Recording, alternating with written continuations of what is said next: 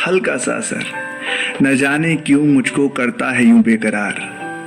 हम आपके आपके हैं कौन। बैकग्राउंड में रोमांटिक म्यूजिक बज रहा था। स्वीटी मेन्यू कार्ड को पलट रही थी, पर उसकी नजर सामने बैठे अपने पति रोहित पर टिकी हुई थी।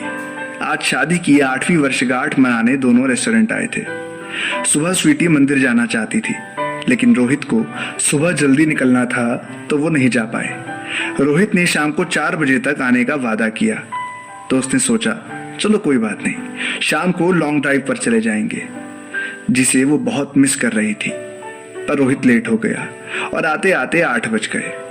आते ही रोहित ने सॉरी बोलते हुए डिनर पर बाहर चलने की रिक्वेस्ट की, तो ना चाहते हुए भी वो तैयार हो गई, क्योंकि सुबह से इंतजार करते करते अब उसका मूड भी खराब हो चुका था और थकान भी होने लगी थी।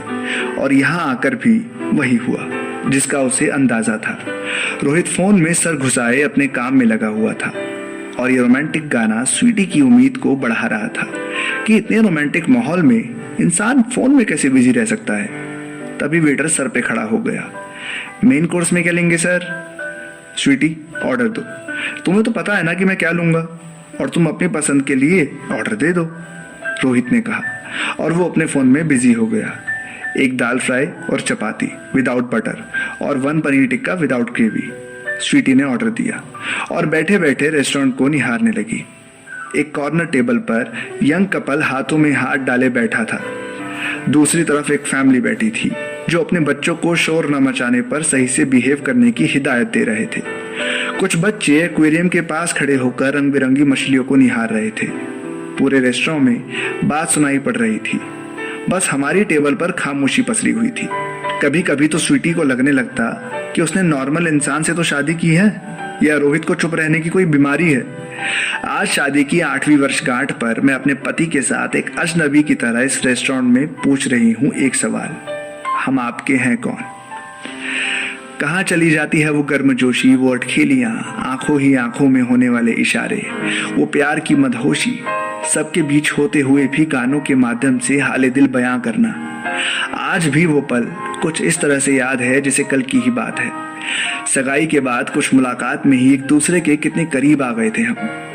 6 महीने भी इंतजार नहीं हो रहा था रोहित को। शादी के बाद भी एक पल की दूरी बर्दाश्त नहीं कर पाते थे रोहित। यहाँ तक कि डिलीवरी के लिए भी पीहर भेजने से मना कर दिया था और कहने लगे, मैं तुम्हें हर पल अपनी आंखों के सामने रखना चाहता हूँ। सभी तरह तरह की बातें बनाते। मेरी कुछ सहेलियां तो यहाँ तक कहती, स्वीटी रोहित को तुझ पर भरोसा ही नहीं है, तभी तो अकेला नहीं छोड़ता। पर स्वीटी को तो बहुत अच्छा लगता था कि उसका पति उससे इतनी मोहब्बत करता है और पल भर भी दूर नहीं रह पाता। लोग बातें बनाते रहे और स्वीटी इस मोहब्बत के पलों को खुशी से जीती महसूस करती रही।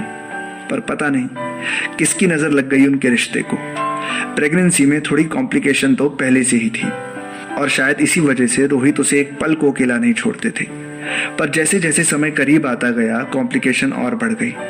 डिलीवरी वाले दिन डॉक्टर ने किसी एक को बचने की संभावना जताई, तो रोहित ने बिना किसी विलंब के मुझे बचाने की गुजारिश की। मैं तो बच गई, पर मेरा बच्चा। चुपके से स्वीटी ने भीग गई आंखों को पोंछा और अपना ध्यान खाने में केंद्रित करने की कोशिश करने लगी। खाना खत्म हो चुका था तो बिल अदा करके दोनों बाहर आ गए। रोहित गाड़ी स्टार्ट करने लगा तो स्वीटी को भी बैठना पड़ा, लेकिन वो भी घर नहीं जाना चाहती थी, पर कुछ बोली नहीं। बच्चे को खोने के बाद तो दोनों को एक दूसरे का सहारा बनना चाहिए था, पर कुछ तो दुखी मन, ऊपर से लोगों की बातें। माँ के पास डिलीवरी के लिए भेज देता तो सही होता, बच्चा बच जाता और सब अच्छे से होता। अब तो स्वीटी कभी मां नहीं बन पाएगी। और ये सब सुनते सुनते मेरे ही दिल में एक दूरी आ गई। मुझे भी लगने लगा कि कहीं ना कहीं इसके लिए रोहित जिम्मेदार है, और इस बात को रोहित भी महसूस करने लगा कि मैं भी लोगों की बातों से सहमत हूँ। बस तब से रोहित ने अपने आप को काम में झोंक दिया। शायद दिल बहुत छलनी हो गया था और मरहम भी नहीं था। मरहम लगाने वाला ही घाव दे तो क्या किया जाए। पर कहते हैं ना, वक्त एक बहुत बड़ा मरहम है। धीरे धीरे मेरे दर्द कम होने लगे और दर्द के कम होने से कुछ और सोचने की व समझने की शक्ति जागी, तो समझ आया गलती तो किसी की नहीं थी, बस हालात ही गलत थे। तब से मैं अपने रोहित को फिर से पाने की कोशिश में लगी हूँ, पर शायद इस बार भी नाकाम ही रह जाऊंगी।